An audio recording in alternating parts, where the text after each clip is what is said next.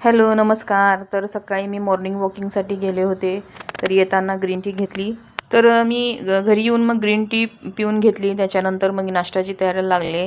नाश्त्यामध्ये मी आज पाववडा बनवले होते आणि पाववडा जोपर्यंत तेलामध्ये फ्राय होत होतो तोपर्यंत मी आंबोळीचं पण डाळी आणि तांदूळ भिजत घातली आणि तोपर्यंत इथं पाववडा पण फ्राय झालं. त्याच्यानंतर मग मी हे प्लेटमध्ये घेतलं आणि चहा पण आणि पाववडा हे दोन्ही पण मी विराजला दिले, कारण आज विराज स्कूलला जाणार होता. मग त्याच्यानंतर मला टिफिन पण त्याच्यासाठी बनवायचं होतं. तर टिफिनमध्ये मी पापडची भाजी बनवणार होते. तर मी आठवडी बाजार भरलंच नव्हतं, त्यामुळे माझ्याकडे कुठलीही भाजी पण नव्हती. तर विराजला नाश्ता देऊन झाल्यानंतर गॅसवर कढई ठेवली. त्याच्यामध्ये तेल घातलं. तेलामध्ये जिरं, मोहरी, हळद, लाल तिखट आणि आधी मी फ्राय करून घेतले होते पापड, त्याचा चुरा बनवला. ते मी या फोडणीमध्ये घातलं आणि मिक्स करून घेतलं. त्याच्यामध्ये थोडंसं पाणी घालून ते मिक्स करून घेतलं आणि 5 मिनटापर्यंत शिजवून घेतलं.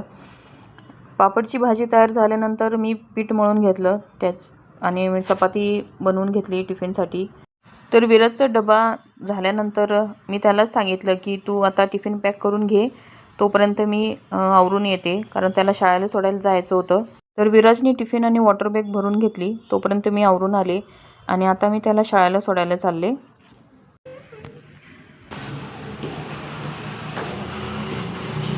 थंडीच्या दिवसामध्ये मुलांना जर ड्रायफ्रूट खायला दिलं तर त्याच्यामध्ये खूप फायबर आणि प्रोटीन असते. तर प्रत्येक वर्षी मी हे रेसिपी बनवते मुलांसाठी. कधी लाडू बनवते आणि कधी असंच मी चुरा बनवून ठेवते. तर आधी मी पॅनमध्ये तूप घातलं. त्याच्यामध्ये हे मी खिसलेलं खोबरं हे मी थोडं फ्राय करून घेणार.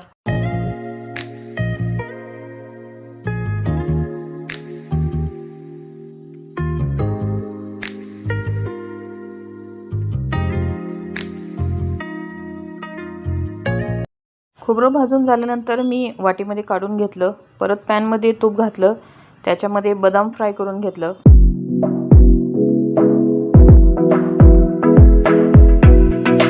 तर बदाम फ्राय झाल्यानंतर काजू फ्राय करून घेतलं. असं मी सगळी ड्रायफ्रूट तुपामध्ये सगळं भाजून घेतलं आणि लास्टला थोडंसं जास्त तूप घातलं आणि त्याच्यामध्ये मी डिंक पण फ्राय करून घेतलं.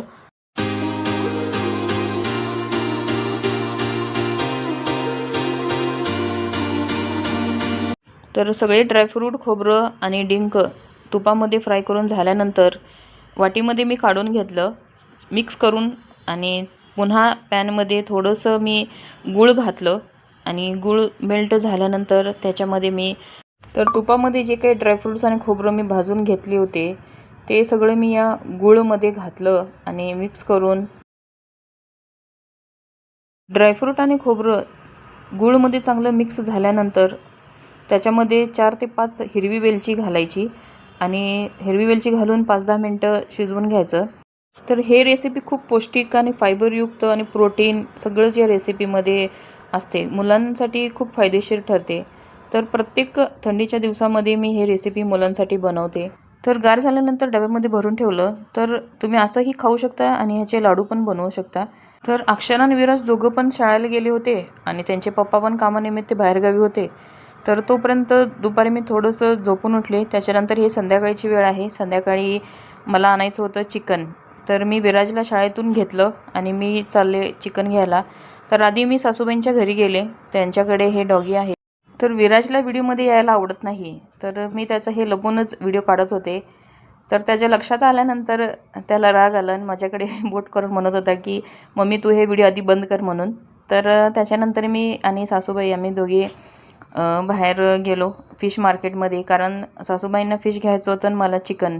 तर चिकन घेऊन येताना मग मी भाजी मार्केटमध्ये गेले आणि थोडंसं मला भाजी पण घ्यायची होती.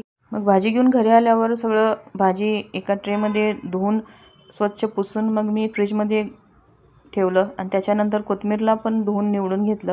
तर मला संध्याकाळी जेवणामध्ये चिकन बिर्याणी करायची होती. तर त्यामुळे मी आधी तांदूळ स्वच्छ धुवून घेतलं.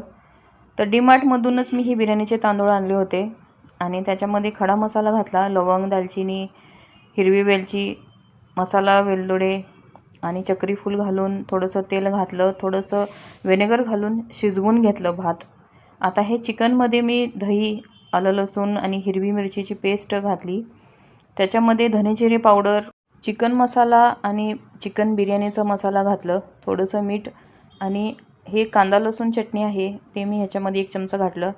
खडा मसाला घातलं, थोडंसं गरम तेल करून ह्याच्यामध्ये घालून चिकन आणि ते सगळं मिक्स करून मॅरिनेट करायला ठेवलं. त्याच्यामध्ये वरून बारीक कट केलेले पुदिना, कोथिंबीर आणि फ्राय केलेले कांदे घातले आणि हे मी 1 तासाभरासाठी फ्रीजमध्ये ठेवून दिलं. तर 1 तासाभरानंतर एक हांडी घेतली, त्याच्यामध्ये मी तेल घालून तमालपत्री घातली आणि मॅरिनेट केलेलं चिकन घालून 5 ते 10 मिनटापर्यंत शिजवून घ्यायचं, कारण चिकन 80% शिजायला पाहिजे. त्याच्यानंतर मग शिजवलेले तांदूळ मी त्याच्यावरती घातलं आणि बारीक कट केलेले कोथिंबीर, पुदिना आणि तळलेलं कांदा ह्याच्यामध्ये घालून थोडंसं तूप आणि लिंबूचा रस घालायचं आणि 10 ते 15 मिनटापर्यंत लो फ्लेमवर शिजवायचं. तर हे चिकन बिर्याणीची रेसिपी तयार झाली. तर रात्रीचं जेवण झाल्यानंतर मी आणि अक्षराचे पप्पा मुलांसाठी ज्यूस आणायला गेले होते.